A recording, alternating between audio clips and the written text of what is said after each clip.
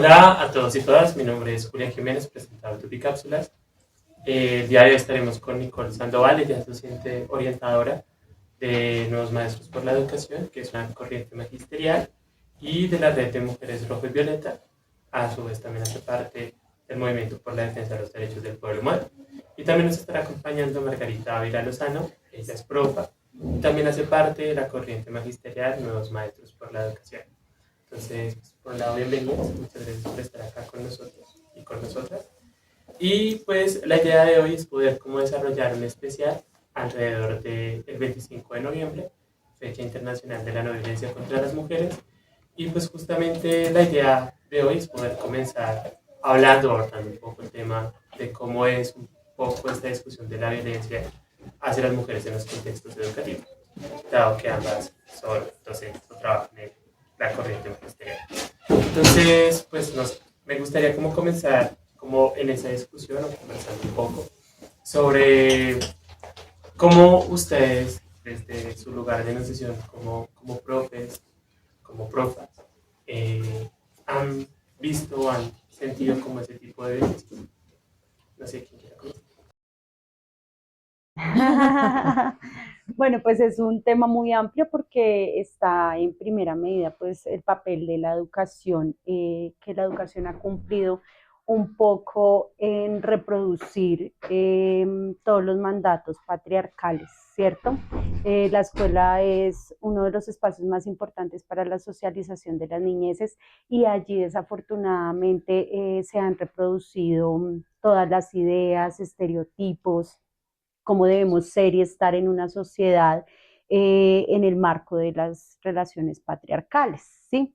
Esas relaciones precisamente que nos dividen entre hombres y mujeres, que no reconocen la diversidad, que no nos dejan ser y estar en los espacios y que han reproducido una serie de violencias, ya que el patriarcado como un sistema construido históricamente se encuentra basado sobre relaciones de poder, opresión y discriminación. Entonces es todo un reto precisamente desde el papel o el rol que desempeñamos tanto como docentes de aula como docentes orientadoras en cambiar estas dinámicas, esas formas de relacionarnos, reconocernos de otras maneras y eso pues pasa también por una deconstrucción propia de nosotros para poder así pues hacer el trabajo con las niñeces, con la comunidad, con las familias. Sí, y también tenemos que mirar que la escuela reproduce como a una pequeña escala lo que es la sociedad en general. Y si hablamos, por ejemplo, desde las infancias, también viven como quien dice en dos espacios, en la escuela y en la familia. Entonces también llegan a reproducir a la escuela todo eso que ven en la familia. Nosotras ahí como intentando hacer un cambio, lo que buscamos es que estas situaciones que también traen a la escuela y las desarrollamos de otras formas como profas, vuelvan a la casa también como a pensar un poco lo que sucede también en su hogar. Y otra cosa que debemos tener muy en cuenta es que la escuela como la concebimos aquí en Colombia es un modelo muy patriarcal, ya que viene desde la Iglesia Católica. Entonces, obviamente, arrastra todas estas cosas también que nos llegó con la colonización, en donde los adultos somos quienes mandamos, ya también desde allí hay una diferencia de escala y también luego también traspasa el género, en donde están los imaginarios de muchas personas que los niños, los hombres son los que son más buenos en matemáticas, mientras que las niñas son más buenas en artes o en otras labores más relacionadas al cuidado. Y si nos vamos también al uso del espacio dentro de la escuela, siempre nos damos cuenta que como que el espacio principal, sobre todo del patio, es la cancha de fútbol y quienes utilizan mayoritariamente la cancha de fútbol de los colegios, los niños también. Y también otras cositas que se reproducen desde la situación de poder que tenemos muchas veces los docentes, y si estos docentes son hombres, también se dan a otra escala también todo lo que tiene que ver con el género. O, por ejemplo, también nos damos cuenta, en la mayoría de los colegios los rectores son hombres, pero la mayor base del magisterio somos mujeres, porque las mujeres no llegamos de pronto a esos cargos directivos muchas veces, o porque no nos interesan, o porque decimos que no son para nosotras. También ahí estamos reproduciendo incluso nosotras mismas violencias de género, simplemente porque pensamos que es así y así debe ser. Además, también se reproducen muchos roles de cuidado, ¿no? Como profas, precisamente se cree que entonces la profa es la que debe estar pendiente de las niñas y los niños en los espacios comunes, o debe hacerse cargo de unas tareas muy específicas, o las docentes orientadoras, por ejemplo. Entonces, también seguimos reproduciendo esas dinámicas y esas formas de relacionamiento allí en esos espacios. Claro que la escuela se ha transformado y ya digamos que precisamente todo el ejercicio que hemos hecho las y los profes en transformar esos escenarios de convivencia, pues se visibilizan. Sin embargo, se siguen justificando muchas violencias. En las mismas aulas, por ejemplo, los gritos, los condicionamientos al uso de los espacios, los condicionamientos a la movilidad en el mismo espacio del colegio, eh, la forma como se evalúan a las niñas y los niños sigue teniendo un tinte patriarcal allí. Nos hace falta avanzar mucho en el reconocimiento de la diversidad. Otro tema muy importante y que también es uno de los desafíos en estos ámbitos es precisamente eso, reconocer la identidad de género y la orientación sexual de las niñas y los niños como sujetos políticos, que eso ha generado una cantidad de debates y más en las últimas semanas que se ha tergiversado una información de unas directrices que sacaron a nivel nacional en salud para atender a las infancias que están en la transición, en su transición de género, ¿cierto? Y que nos envían unos mensajes erróneos frente a que lo que se quiere es mutilar a las niñas o a los niños, o incentivar que las niñas y las niñeces pues sean diversas en su identidad, en su orientación de género. Entonces, digamos que hay mucha tergiversación y eso evidencia la necesidad de tener una educación sexual diversa y en Desde la realidad que hayan unos infancia, sí. lineamientos serios desde la infancia para De ello. la infancia, sí, porque es que también eso viene con este discurso que siempre nos han dicho que los niños y las niñas son el futuro. Entonces no pensamos que ellos están en presente, que ellos también pueden dar opiniones, que ellos también pueden decidir sobre sí mismos y sí mismas. O sea, obviamente no hay una mutilación genital en la infancia, aunque en ciertos casos se ha dado, pero eso es por otras cosas, diferente a su identidad de género y eso, pero es pensarnos también que como docentes no estamos como para decirles qué es lo que tienen que hacer o no tienen que hacer, sino para orientarlos también frente a sus gustos, frente a los que quieren ser, frente a lo que son también en ese momento.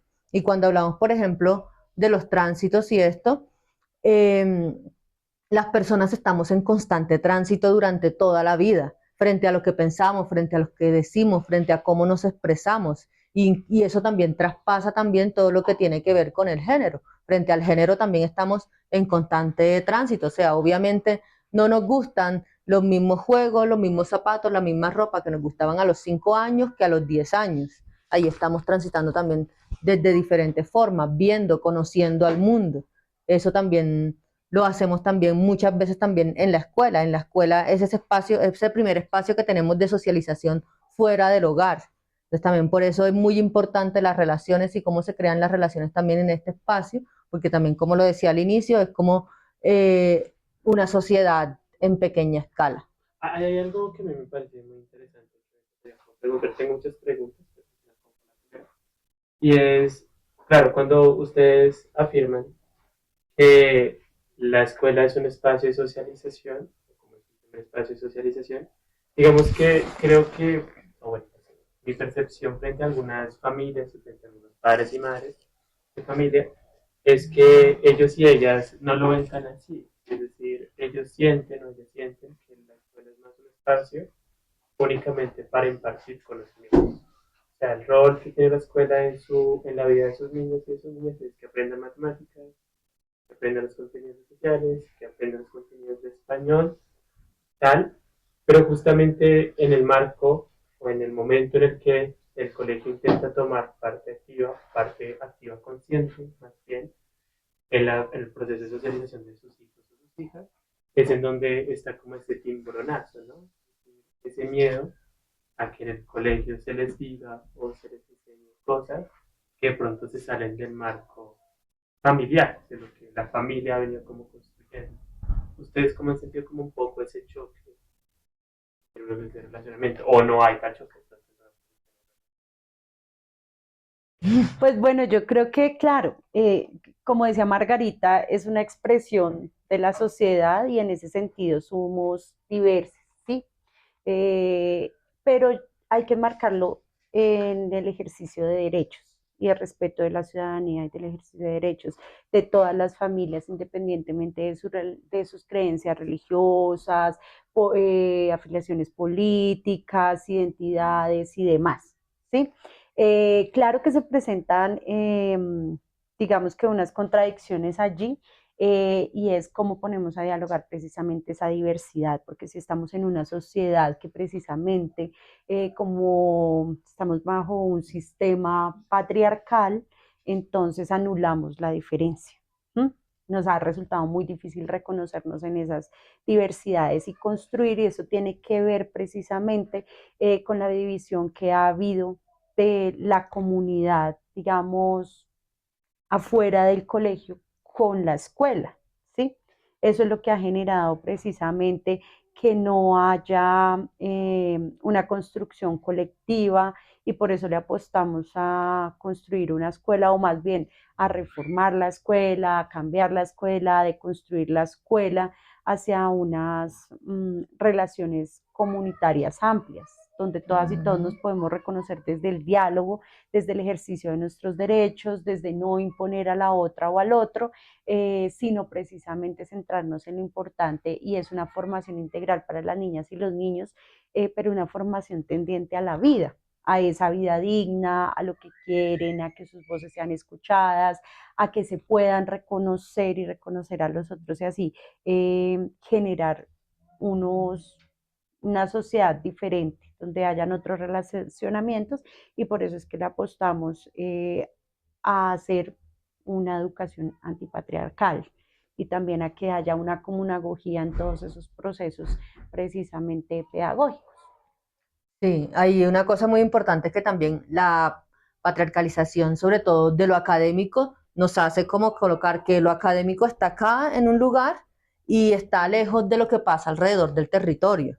Entonces ya desde allí nos lleva a esa idea de pensarnos que no, al colegio se va solo a estudiar, pero a estudiar ¿para qué? ¿Por qué? O sea, y también ha sido una de las razones que a los niños y a los adolescentes les ha hechos que no les importa también lo que pasa en el colegio, porque es que si tú acá me enseñas esto, esto y esto, pero eso no tiene nada que ver con lo que vivo, obviamente no me va a importar, no va a trascender también esa educación y esos conocimientos que deben pasar en realidad por el cuerpo para llevarlos también a la sociedad y no simplemente llenarnos la cabeza, nos tenemos que aprender las tablas de multiplicar porque 5 por 5 es 25 y punto. ¿Y de dónde salió? No importa, así lo dijo la profesora. Entonces también es un sentido erróneo que tienen muchas veces los padres de familia, porque sí pasa todavía, es como no, acá a mi hijo, a mi hija no le diga más nada, sino solo lo que tiene que saber y punto. Pero si no tenemos un contexto, también es más difícil aprender eso. Entonces, lo importante, por ejemplo, en los cambios que está teniendo la escuela y también muchos profes, muchas profas que llegamos con otro sentido de lo que se debe enseñar, de lo que se debe aprender, es eso, es que los conocimientos sean en realidad para poderlos poner en práctica, para hacer cambio, hacer transformación también frente a lo que tenemos y frente a lo que queremos, respetando también, obviamente, qué es lo que quiere cada persona también transformar y hacer en su vida. No, no solamente que sea, es que la profa dijo que era así, así, así y listo. No, tenemos que buscar también los intereses de cada niño, niña o adolescente que tenemos también dentro del aula y que esos conocimientos no sean alejados de sus realidades, sino que los puedan utilizar en su diario vivir. Me parece muy importante justamente eso que ustedes están planteando en términos de reconocer efectivamente esa ruptura, en términos del diálogo de la escuela, con el hogar, con lo que se está desarrollando. Pero algo que tú planteabas cuando comenzaste fue que era, en este proceso era importante entender que también como profes y profes tenemos que aprender o desarrollar un camino donde también nos desarrollamos, ¿no? O sea, no es solo mirar al hogar como el problema o donde debe generarse, sino también en la escuela. Y lo digo sobre todo porque en ocasiones también desde los mismos profes y los mismos profes se generan unas ideas hacia los niños frente a, por ejemplo, no llorar, ¿no? Es decir, ha habido un caso, acá situados en Ciudad Bolívar, ha habido muchos casos en donde desde el hogar se les dice, no, si lloras está bien. Y si te sientes mal está bien, con que muestres que te sientes mal, con que las cosas no están bien.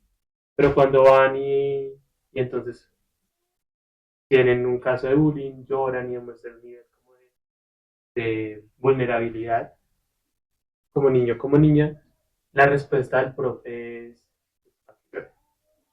si usted llora, al contrario, le van a hacer más bullying, entonces si le hace bullying, usted responde con el bullying, ¿no?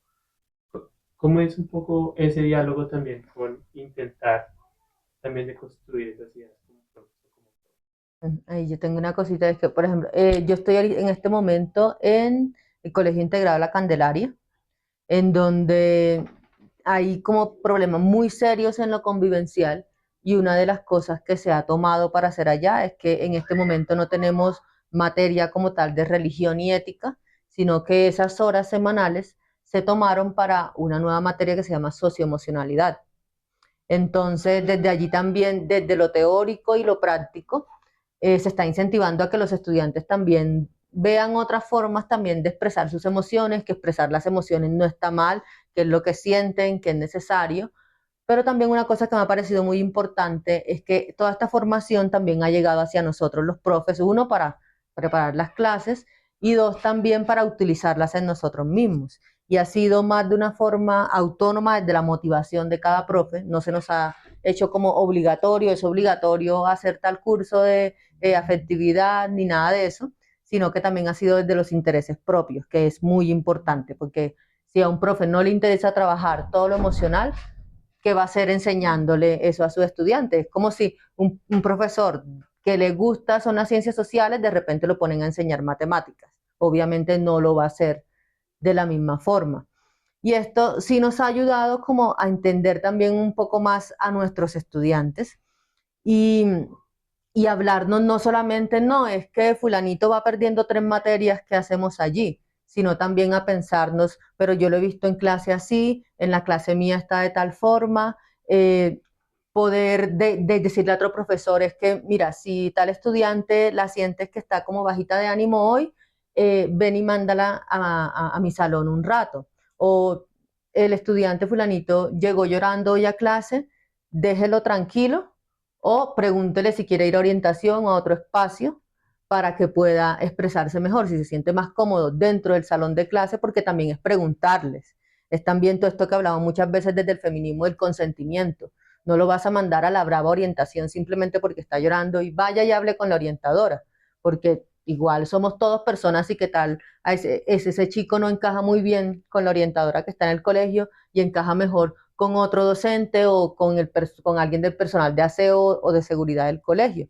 También es pensarnos eso como no recargar también orientación, tiene que atender todo lo emocional de 250 estudiantes, no es como carga también uno a nivel personal con eso, o porque eres el director de grupo, tú tienes que también cargar todo lo emocional de todos tus 40 estudiantes, tampoco es así, o sea, también es ver con quién cada estudiante tiene esa opción o encaja mejor para hablar de sus emociones, de lo que siente, de lo que le pasa en la casa y cómo también tenemos en cuenta eso en su desarrollo dentro de lo educativo, dentro de lo académico.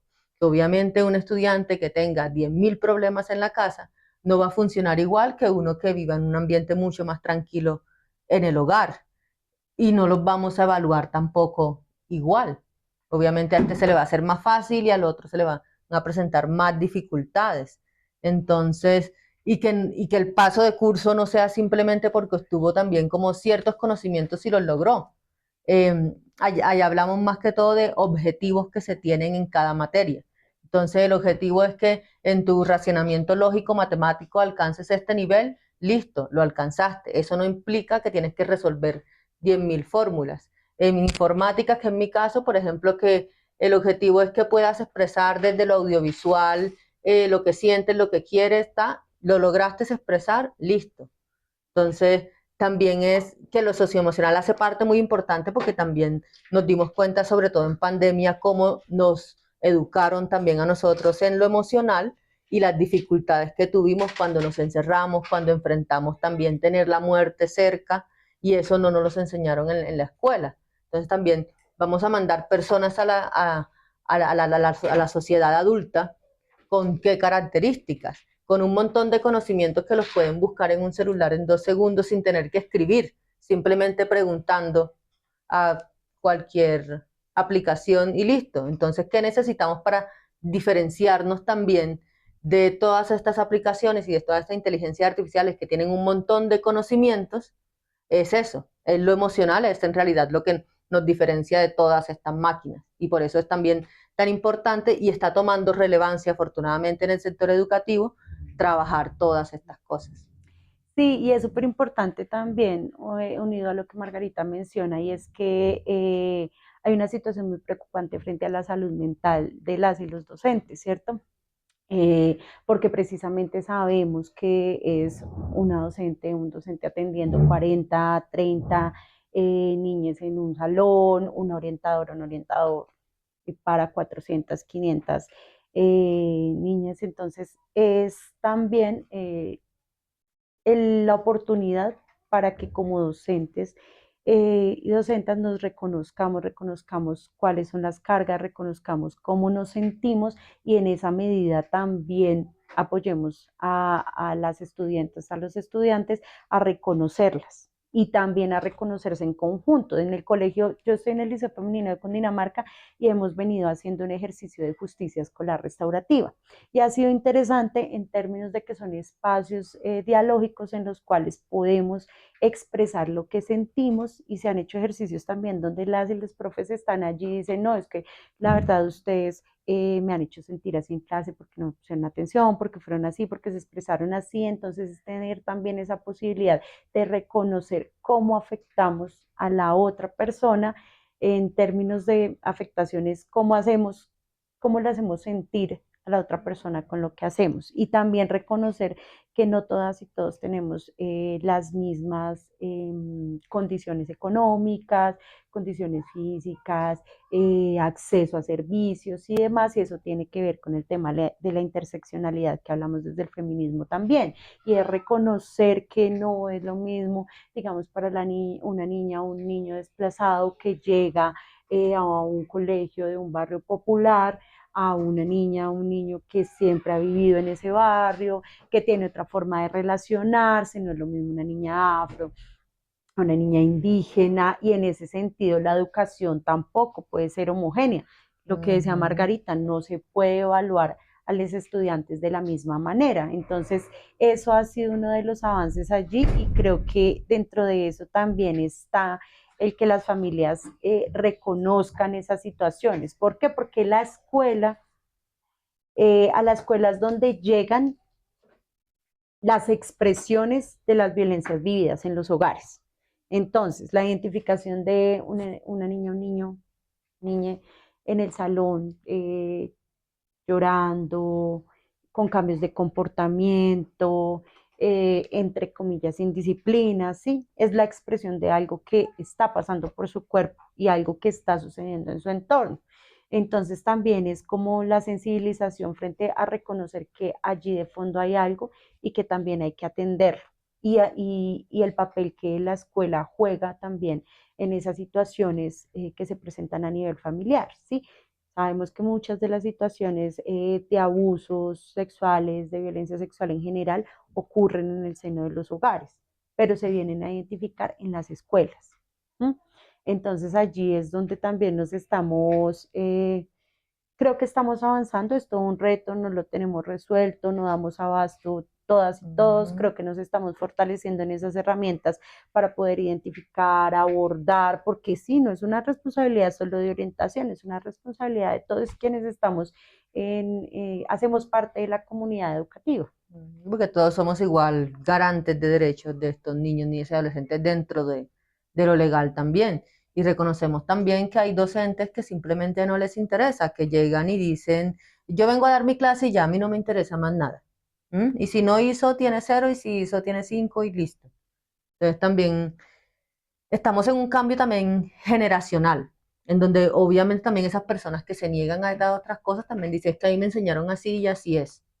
Entonces también hemos llegado a nuevas generaciones también como con otros pensamientos, con otras discusiones también que vienen incluso desde las facultades de educación en las universidades, como para qué educamos, por qué educamos. Por ejemplo, a mí en la universidad un profesor nos dijo como, bueno, si ustedes simplemente quieren ser profesores, ser profesionales para tener un salario tal y tal, le queda más fácil si hace un curso de vigilancia y se puede llegar a ganar lo mismo que un profesor. Entonces usted decida por qué es que está educando. Y ahí entonces también es donde nosotros como los docentes nos tenemos que hacer esa pregunta. O sea, ¿por qué nos levantamos todos los días a tal hora y llegamos al colegio? ¿Para cumplir un horario y dar una clase? ¿O si queremos hacer algo más allá? Si vemos que ser docente es parte de nuestra razón de vida, de nuestra lucha, de esto que queremos cambiar, o simplemente vamos a transmitir un conocimiento y listo. Vale, entonces, hay algo con lo que me gustaría cerrar como esta primera parte de reflexión en el marco de estos ejercicios que vamos a estar haciendo frente al 25 de noviembre y tiene que ver justamente con lo que ustedes decían también en un comienzo, que era mi tercera pregunta, alrededor de como los estereotipos de lo que un niño debería estudiar, lo que una niña debería estudiar, lo que un niño debería hacer, lo que una niña debería hacer en el marco de la escuela, ¿no? Entonces, por ejemplo, colocaban el ejemplo del patio, en donde efectivamente está la cancha de fútbol, que tiene que ser como el espacio más grande del patio y donde no hay una dinámica donde los niños son los que están fundamentalmente jugando fútbol en el patio, mientras que las niñas están como en unos rinconcitos, en unos espacios muy concretos, ocupando unos espacios muy limitados, pero que se ve también en otros escenarios, por ejemplo, en términos de qué es lo que como profes en ocasiones o profas, de forma consciente o inconsciente inculcamos alrededor de qué es lo que en perspectiva debería ser una persona una vez se enfrentara a la vida adulta, como tú lo decías. Entonces, a mí me gustaría saber si un poco, cómo también desde el escenario de los maestros y desde el escenario de ustedes han venido planteando esa ruptura, ¿no? De permitirle a las niñas explorar otras áreas distintas a las tareas del cuidado, pero también acercar a los niños a que no son tareas menos importantes, ¿no? Que no son tareas, pues incluso en el marco de la discusión del patriarcado, pues uno ve la jerarquización en términos de esto es lo de los hombres, lo masculino pues, y es más importante, y acá está el espacio de las mujeres, que es menos importante en el marco de eso.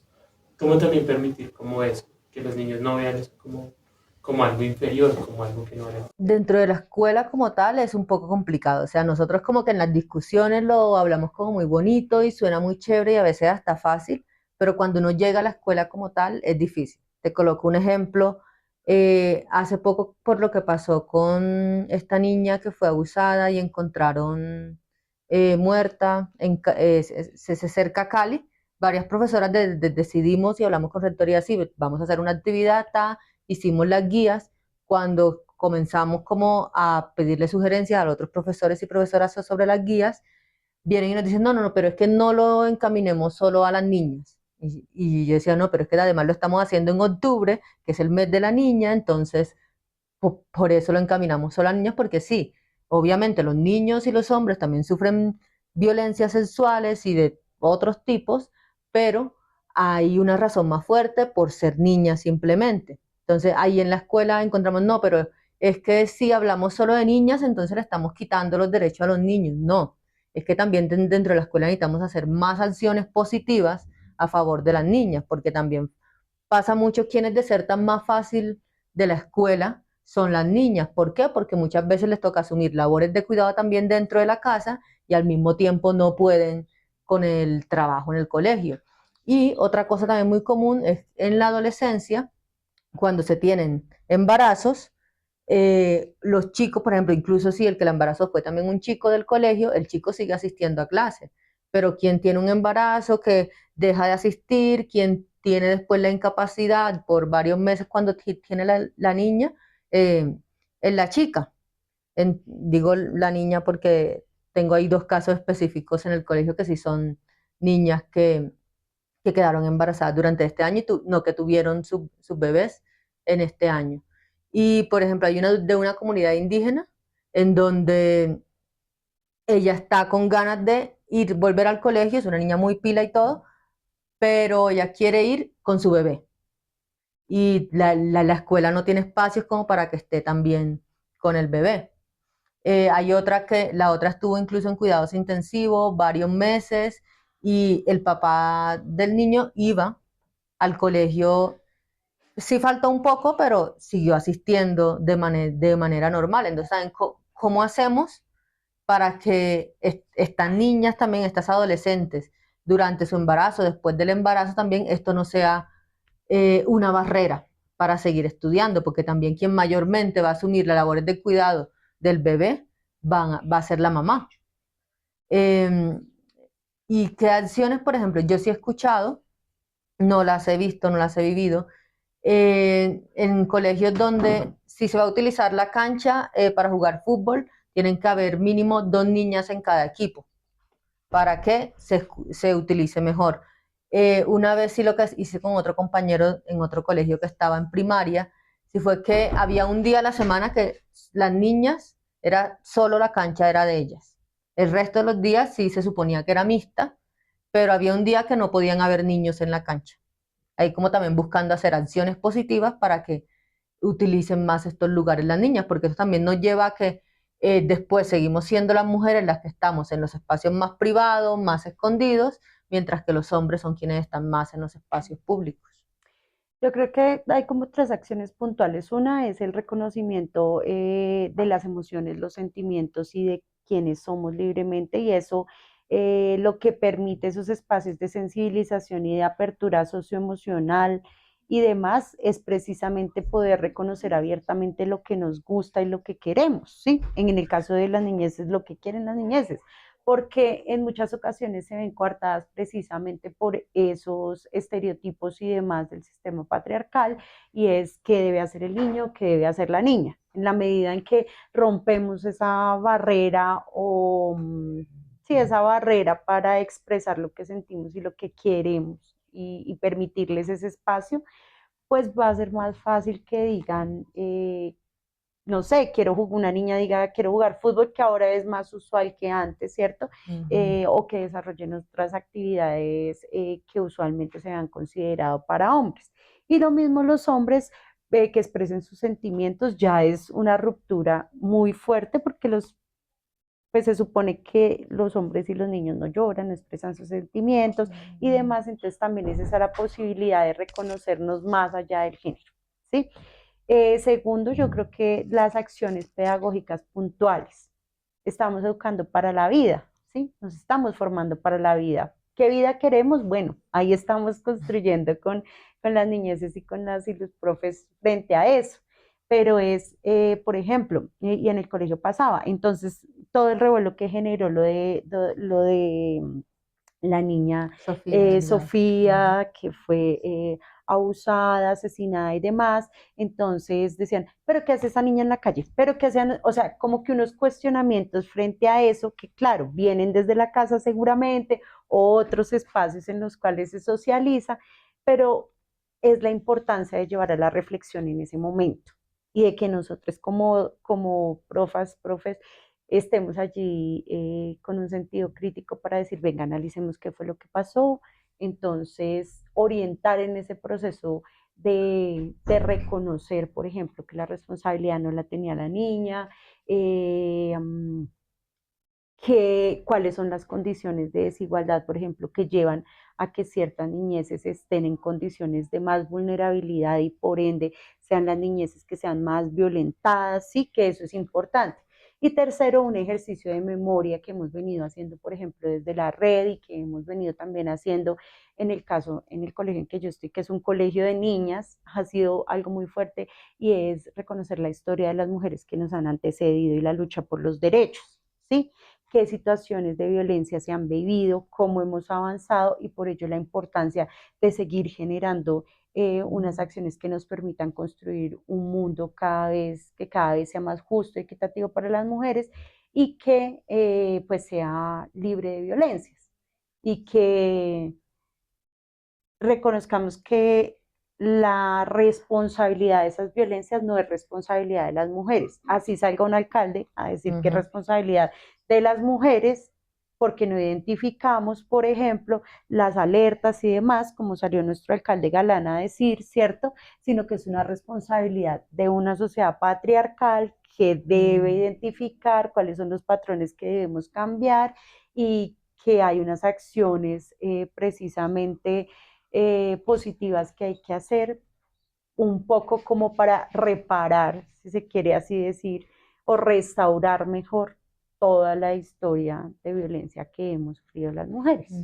Sí, y ahí es importante, o sea, resaltar que no somos nosotras culpables de que se nos ejerza violencia por salir de noche o hacer diferentes cosas, sino que la responsabilidad son de las personas que ejercen la violencia como tal. Ahí vemos también el caso en Francia, fue esta señora que la abusó el marido y otro montón de señores, como también, esa es una discusión que también es importante dar en clase, como esta señora sale y dice, sí, yo fui abusada, yo fui violada por estas personas y a mí no me da pena decirlo. A quien debe dar pena es a las personas que hicieron eso conmigo. Otra cosa muy importante también hay a tener en cuenta que pasa entre las violencias en la escuela, si son muchos docentes que también desde su rol de autoridad que tienen, comienzan a coquetearle a los estudiantes, a hacer comentarios inapropiados que refuerzan todas las violencias basadas en género y que son cosas que también debemos eliminar en la escuela. La escuela no debe ser un lugar para seguir reproduciendo estas violencias también desde el discurso, desde el mal llamado chiste. Ay, no, pero es que era en broma. No. Si las otras personas que están alrededor mío no les da risa, no fue una broma. Y yo, en vez de reírme, lo que debo hacer es pedir disculpas. Y eso es una discusión que ya he tenido incluso con estudiantes. Por ejemplo, me pasó la otra vez que fui a dar un taller en Bosa. Eso, me llamaron las chicas hacia aparte, es como, profe, venga acá. No es que, mire, él acaba de decir que es que sí, que las mujeres mejor que vayan a lavar platos. Y viene el chico que estaba allí y dice, ay, profe, pero es que era en broma, era por chiste. Y le pregunté yo enseguida como, bueno, ¿y tus compañeras se rieron? No, entonces no fue un chiste, porque la intención del chiste es que dé risa, y si ya son cosas que no nos dan risa. Y es chévere eso, que las chicas también ahora, sobre todo ya en secundaria, se están dando cuenta de que hay cosas que no son chistes, de que eso no debe ser así, de que ellas también deben tener otros ideales diferentes a lo que ven en su hogar, que no está mal muchas veces, por ejemplo, que las mujeres se queden en casa haciendo todas las labores del hogar, pero ellas también piensan, no, eso debe ser mi decisión, no debe ser impuesto. Si yo quiero ir a una universidad, si yo quiero estudiar una técnica, si yo quiero hacer otras cosas, también debo poderlo hacer. Y también muchas veces es importante también que ellas reconocen las barreras que tienen. Y al reconocer estas barreras también ya es más fácil poderlas superar. Y sí, lo otro era, sí, casos que se han presentado también en la escuela, muchas veces de acoso desde los docentes que utilizan este lugar de poder también, repitiendo también ciertas estructuras y, y muchas veces también la escuela no encuentra cómo solucionar estos problemas, cómo hacer las respectivas denuncias, eh, cómo en realidad darle esa confianza a las chicas de que sí pueden denunciar, porque si desde la escuela no denunciamos, obviamente nos vamos a seguir quedando calladas el resto de la vida. Es el primer lugar donde tenemos también contacto con el Estado y debemos también reforzar esa confianza con el Estado, que sabemos que aquí está muy mal, pero precisamente por eso, porque no vemos en el Estado un garante de derechos que nos solucione también los problemas reales, y eso también se debe desde la escuela, como que es que si tú le dices a un compañero, no, es que el profesor me dijo este comentario que ya me estaban saliendo las teticas y que ya me veía como mujercita y yo me sentí incómoda, es como no debemos dejar pasar eso. Desde allí ya hay que tomar acciones para que esta niña o adolescente sienta más confianza también en su presente y en su futuro a poder denunciar todas estas violencias que vivimos también por el hecho de ser mujeres y niñas. Vale. Perdón, y Dale. quería cerrar con esto porque me parece importante y es precisamente darle la relevancia a lo que las niñas cuentan en la escuela, qué sucede dentro de la escuela y qué sucede en los hogares. Porque, por ejemplo, hay muchas situaciones de violencia intrafamiliar que, bueno, empiezan como violencia intrafamiliar, las identificamos así, que las niñas llegan a contar a esos espacios y después, cuando se avanza un poco más en el análisis del caso, nos damos cuenta que son temas de violencias basadas en género en contra de sus cuidadoras y esto sabemos que es la antesala en muchas ocasiones a feminicidios. Empiezan como violencias intrafamiliares, llamadas violencias intrafamiliares que se abordan desde la comisaría de familia, pero devienen en feminicidios que también pues no se ha, o sea, hay un vacío eh, institucional, legal, para abordar adecuadamente estas situaciones. Si nosotros tenemos la ley 1620 de convivencia escolar, todos los 16 protocolos y demás para abordar las diferentes situaciones de violencias, pero no están funcionando desafortunadamente, ¿sí? Se están demorando muchísimo, las alertas se suben y no se atienden a tiempo y digamos que allí es un llamado también a cómo fortalecemos la relación entre la escuela y el resto de la comunidad educativa, pues y el resto de la comunidad para que funcionen esos protocolos y que después no tengamos inconvenientes como los que se han presentado en algunos casos acá en Bogotá, donde han sucedido temas de violencia sexual contra niñas que se presentan o dentro de las instituciones o que se identifican allí y que la comunidad dice nunca nos dijeron, no hicieron nada y demás, y es por un tema de desinformación en muchas ocasiones, ¿sí? O de que no hay una adecuada comunicación de la escuela con la familia, ¿sí? Creo que eso es uno de los retos, aún más ahora que pues que ha venido en aumento los casos de feminicidio contra las niñas y eso también tiene unas implicaciones a cómo las niñas están habitando los territorios, que era un poco lo que tú mencionabas hace un rato. No solamente cómo habitan el territorio de la escuela, sino cómo habitan otros espacios, ¿sí? Cómo habitan sus parques, cómo habitan los escenarios donde van a hacer deporte, cómo están habitando la ciudad, porque son niñas es que están, entonces debemos permanecerlas encerradas en las casas, cómo se están relacionando. Entonces, esta escalada de violencia, de feminicidios a nivel nacional que están alerta en este momento, deben ser nombrados como tal y deben ser reconocidos pues para tomar acciones a nivel general y pues el papel de la escuela es súper importante allí. Bueno, yo quería como agradecerles como por este primer espacio donde reflexionamos un poco sobre violencias en la escuela. Continuaremos en un segundo espacio, Margarita Nicole, con una discusión alrededor de la relación entre lo público y lo privado, que es justamente lo que efectivamente este debate también nos abre un poco y es cómo entendemos esa relación y cuál es el peso que tiene entonces lo privado en todo este debate. Entonces nada, agradecerles mucho por este primer espacio y pues nos encontraremos en el segundo espacio. Vale, gracias. Y a ustedes, pues muchas gracias por acompañarnos, por seguirnos. Esperamos como sus reflexiones, sus comentarios también sobre este tema tan importante. Recordándoles que nos encontramos en noviembre, un mes muy, muy importante, que es el mes internacional contra la violencia hacia las mujeres.